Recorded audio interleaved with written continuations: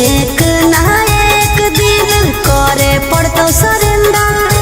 बनो ही जे शेर तोरा बनाए देतो बंदर। 12 बजे चलो बलंदर ओकर बाद मचो हो भंडर। जेकर बारे में बोलो ही हो रहो हमरे अंडर। 12 बजे चलो बलंदर ओकर बाद मचो हो बंदर। जेकर बारे में बोलो ही हो रहो हमरे अंडर।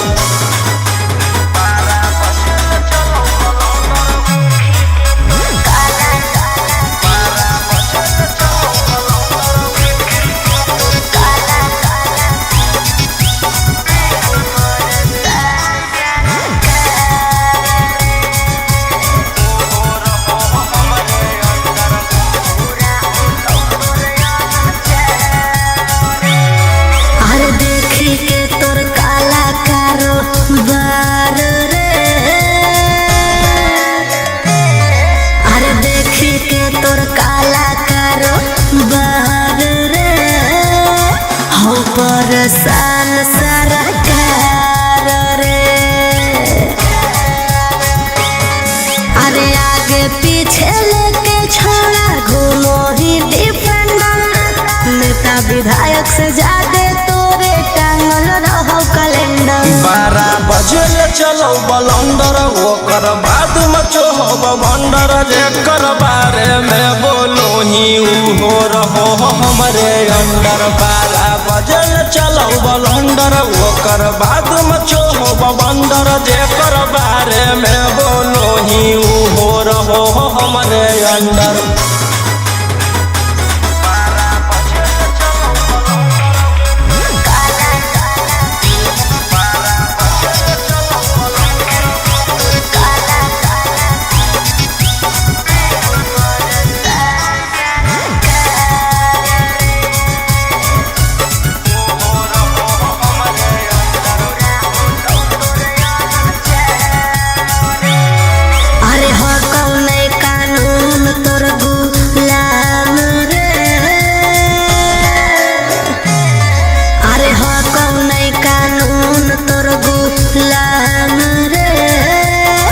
बुरा हो तो तोरे